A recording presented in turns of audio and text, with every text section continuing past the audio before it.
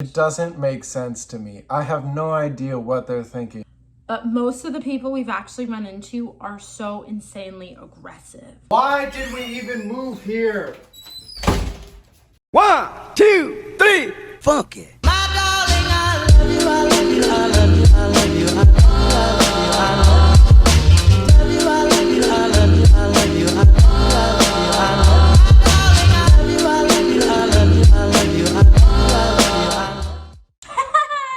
Hello there. I only worked out twice. Okay. It's 9 o'clock at night. Just kidding, it's a little later.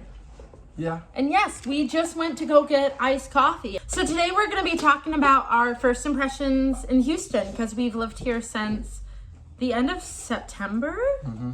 And we feel like we've been here long enough to talk about what we actually think of Houston. Yeah. If it's a winner or a loser.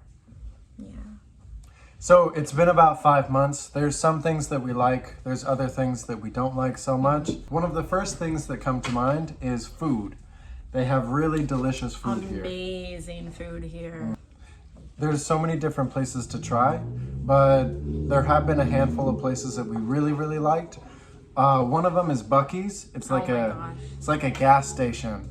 No, on steroids. It is a gas station. Amazing. But they make their own food. Like they have jerky, they have nuts, they have sandwiches. And excellent barbecue. Candy. They have an icy wall, a cool coffee wall. So many candy, salsa, hot sauce. Mm-hmm. They have everything. Oh, great barbecue sauce. We always buy their barbecue sauce there. They have a bunch of like hunting stuff too, in like a home goods section. Yeah. And onesies. Clothes. Yeah. It's super cool. So that's a really cool place. Yeah. One of the other places we discovered. My favorite place is Raising Cane's. Mm-hmm. It's delicious. Number one. It's like a better Popeyes. Yeah. And Chick-fil-A. It's amazing. They have the special cane sauce that's to die for. We literally bought a 32-ounce cup. We thought we were going to buy a bottle, but they give us a gigantic cup with a lid on it. Yeah. So it was weird. It was worth it. We're still using it a month or two later. It lasts a while. Yeah. But that's really delicious. One of the other places we went to was Flippin' Patties, which is a Filipino-based burger company. Yeah. And it was so cute. They had like lots of unicorn and stuffed animal and games for kids. And then the servers and the cooks actually had their kids there in the corner doing homework and just kind of playing with toys. So it seems like a very family-oriented place, which is really nice. And the food is really good, so they're worth supporting. And I think they even started as a food truck. Yeah. But now they have their own spot, so. And they're not cheap. It's kind of, they have a lot of organic, like gourmet burger places here. So it's just about as much as they are. It'd be like $12 to $15 for a meal. Yeah.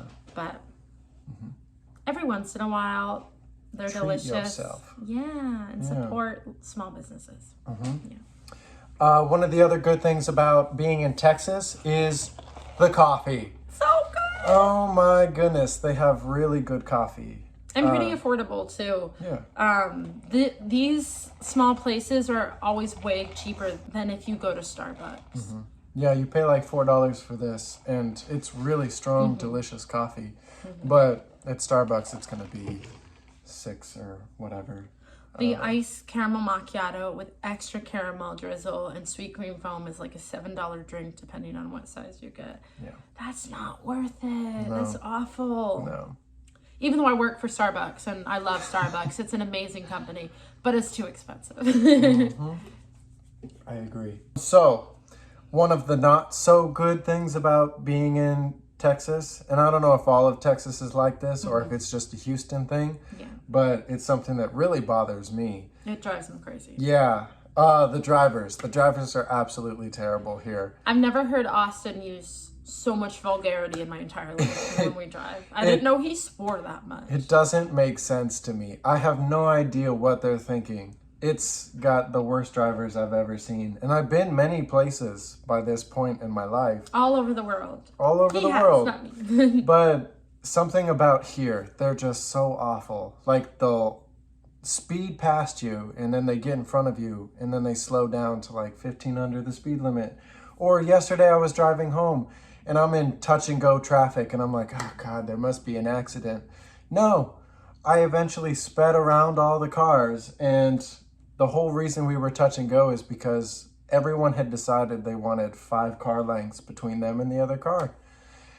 I was like, we're on the interstate. Why do you stop? Lots of people stop on the Why do you interstate. stop on the interstate? Nobody does that. If someone is off on the side of the road, why would you stop? I feel the anger. Yeah. But drivers are terrible. So that's rant done. They are really scary. God. I normally like to drive. Like in Albuquerque, I drove all the time, would really go back and forth on who's driving. But here in Houston, it just freaks me out and I don't like to do it. Luckily, I work down the street within walking distance. So I drive a very short distance, but it freaks me out to drive here. Yeah. So.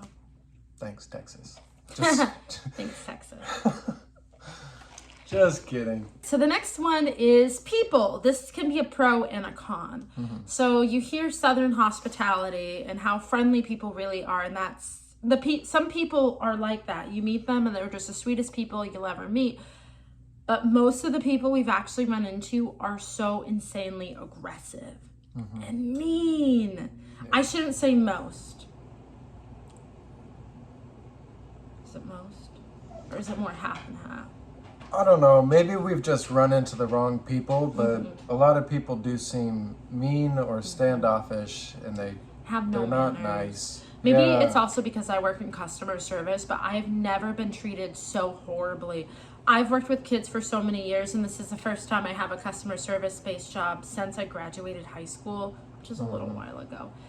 And they're so mean. It just made me super excited to finish my degree, which I'm almost done with, thank goodness. So I never have to deal with customer service again, because they're awful, especially in Houston. So. Yeah. Well, and speaking of either nice or mean people, the homeless population in Houston, Texas is pretty big. It's huge, huge, huge. And what? I've never, because I lived in a small community in Maine, and we had a very small homeless population, and my family would often help out at the homeless shelters to give food and do different things like that, because my grandfather did that through his bank. And those type of homeless people are very different than the homeless people here. They'll yell at you and bang on your windows because they walk in the streets while people are driving. And they'll knock and bang on your window and tell you to give them money. There's also always stories in the newspapers about people getting stabbed to death and shot by homeless people. There's some homeless people who are on a lot of drugs, and it's really scary. But then there's also, the latter. Yeah, I'm sure there are some nice people out there, and it's probably different depending on which part of Houston you're in, because it's a huge city. It takes 2 hours to drive from one side to the other. But as far as on our side of town, we didn't realize, because my family lived here, and this is why we came here, to be around my family for a little bit. So we kind of got their guidance to find a place to live. So we learned after we already moved here, because our apartment is really nice and the road next to us is very nice, but the particular road we're on, there's actually a decent amount of trash, and all the homeless people hang out around here. So we're just kind of not in a bad part of town, but it's not the greatest part of town. So literally street by street, it's either amazing or it's not. You can definitely tell if you're in a nice part of town by the street lights. Beautiful metal. Some of them might be lit up. They're perfectly painted. And then ours are hung by wire. So we're not in a great part of town. Yeah. But it's not in the worst part of town. No, it's definitely not. Speaking of the worst part of town, we're going to talk about another point. Houston is extremely dangerous.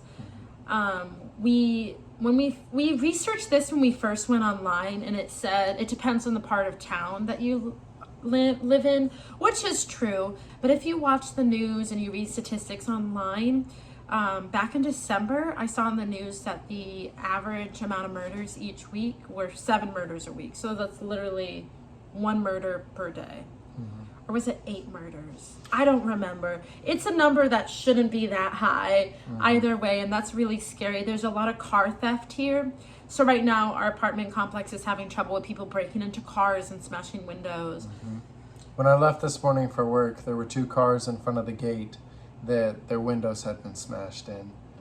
So. And we don't live in cheap apartments. We No. live in nice apartments, but we're still having cars getting stolen and windows getting smashed. So. Although, let's talk about some gorgeous parts of town with $1 million homes. Up by Buc-ee's, it's in Katy, which is really nice. We like Katy. We kind of wish we moved to Katy. Yeah. But they have actual price tags on signs. So the $600,000 homes are that way, $700,000 that way, and it keeps going up. Those are beautiful. Yeah. And then there's a neighborhood behind us that also has homes that have to be upwards of $600,000. So it depends how much money you have and whether you live in a nice and safe part of Houston or not. So yeah, basically. One of the not so great parts about being in Houston is that it's kind of hard to get a job, which I was surprised by. Or a well-paying job. Not hard to get a job, but a good paid job. This is one of those, like, it's a pro or a con depending on who you are. With me, I came here and I was like, yeah, I see there's like 200 job openings right now. I'll find something.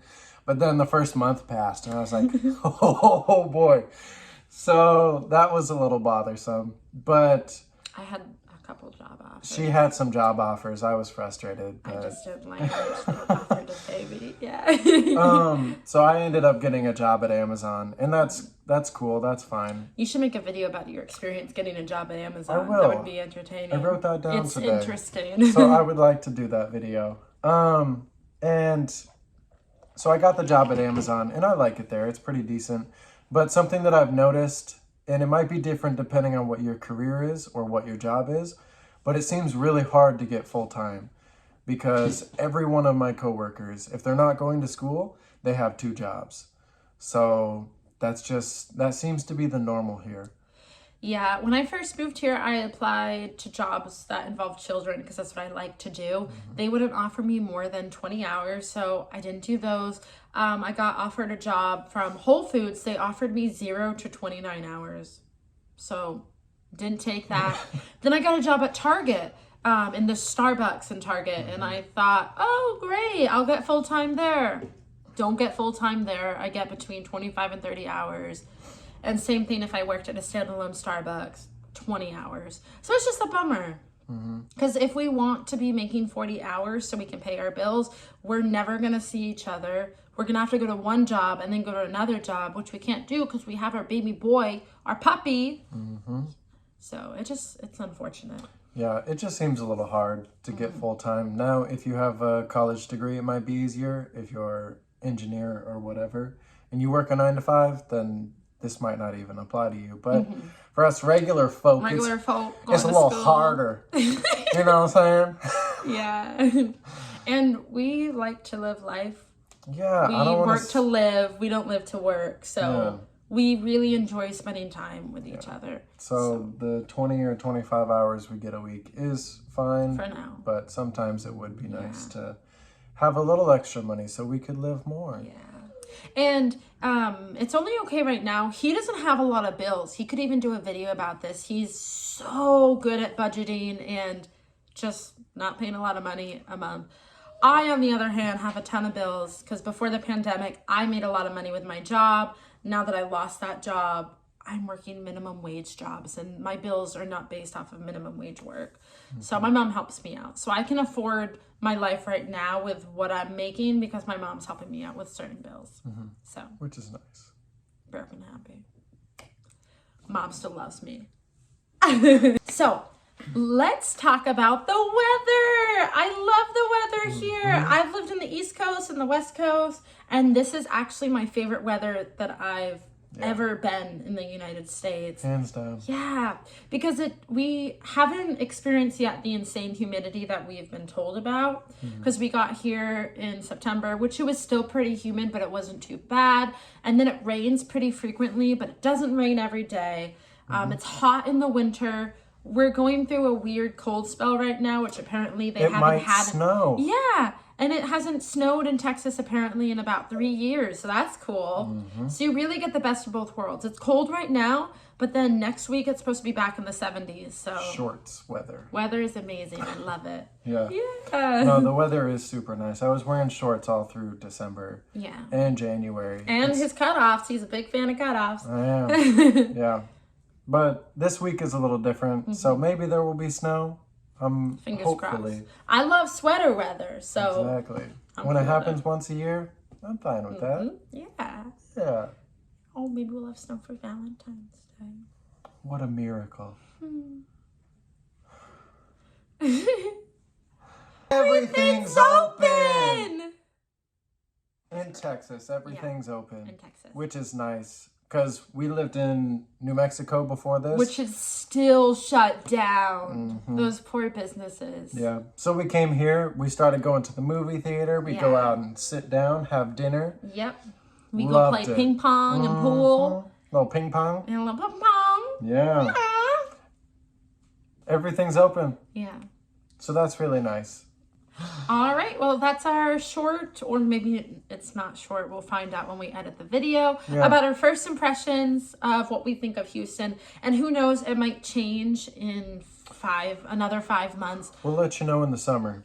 Yeah. Right now, I can speak for me. I'm not sure for you. I'm not the biggest fan of Houston. I like that my family's here, and we've met a couple of good friends through my sister. So they're really great. But overall, Houston is not a place that I would stay. Yeah, not long term, but it was nice to do for the time being. It's a fun experience. And we have the mentality where we want to be somewhere different every single year. We have the nomad mentality, which is nice that we both feel that way. So we're planning on moving somewhere different next year. We had a couple places in mind, but with COVID, that's kind of ruined our plans, our next destination, unfortunately. So right now we're on the lookout for somewhere new. Will it be Texas? No, but we'll see where it is. Alrighty. Well, thank you so much for watching. And as always, stay broke and happy.